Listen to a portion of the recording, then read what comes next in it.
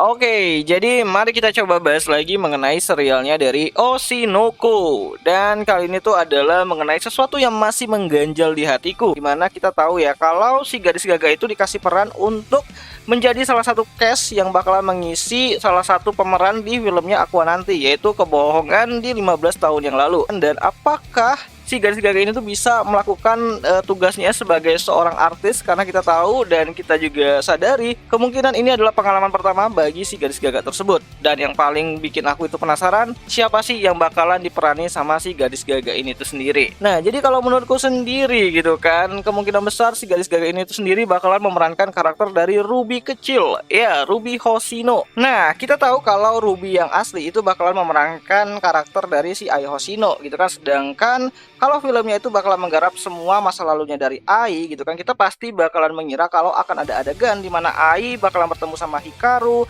terus Ai hamil, terus dia melahirkan di kota Takachiho, di rumah sakit yang kita lihat di episode satunya kemarin. Terus dia melahirkan anak, dan anaknya tersebut adalah si Ruby.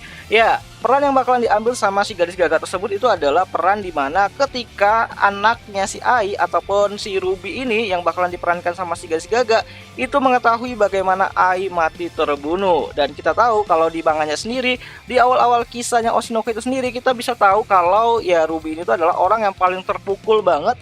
Bahkan dia meluapkan emosinya dan mengata-ngatain orang-orang yang mengata-ngatain Ai ataupun kematian Ai di media sosial gitu kan, dengan sangat ya dinginnya banget gitu. So, jadi tugas dari si gadis Gaga tersebut itu adalah bagaimana dia nantinya bakalan berperan sebagai orang yang kehilangan sesuatu ataupun kehilangan ibunya, dan harus mengekspresikannya tuh dengan begitu dalam dan benar-benar kayak orang-orang yang benar-benar kehilangan dan marah banget dan sakit hati banget lah. Apalagi ya dia tahu kalau kematian ibunya tuh sendiri adalah dibunuh sama si orang lain. Dan peran itu bakalan jadi peran sentral dan harusnya bisa meyakinkan hati para penontonnya dan bisa masuk ke dalam ya hatinya para penonton bahwa emosi yang dikeluarkan sama si gadis Gaga itu benar-benar emosi seperti orang yang kehilangan seseorang paling berharga di dalam hidupnya. Maka dari itu peran dari anak kecil ini tuh bakalan penting banget untuk emosi di filmnya nanti gitu. Nah, kalau karakter untuk Ruby kecil sudah ditemukan, lalu bagaimana dengan karakter Aqua kecil? Nah, kalau merujuk kepada apa yang ada pada chapter ke 127-nya kemarin, yang mana si Arima mengatakan kepada sutradara Gotanda kalau ada satu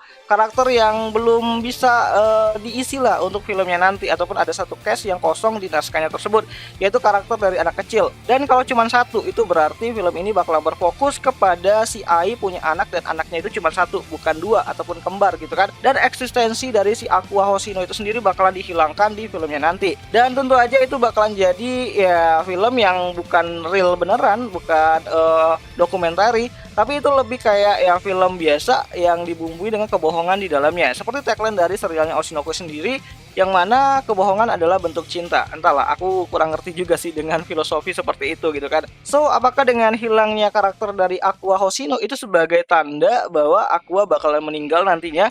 Karena karakter dia ataupun eksistensinya sendiri itu dihilangkan bahkan di filmnya sendiri gitu kan. Yang mana ini bakalan menarik banget gitu kan. Ya, sekali lagi ini hanyalah sebuah teori. Jadi kalau kalian punya pendapat lain, kalian bisa bantu aku dengan tulis di kolom komentar. Kali aja ada karakter lain ataupun sesuatu yang mungkin menjadi peran penting di serialnya filmnya Aqua untuk si gadis Gaga itu sendiri, karena memang ini karakter tuh kayaknya penting banget yang harus diisi sama cast anak kecil yang berbakat dalam acting gitu kan.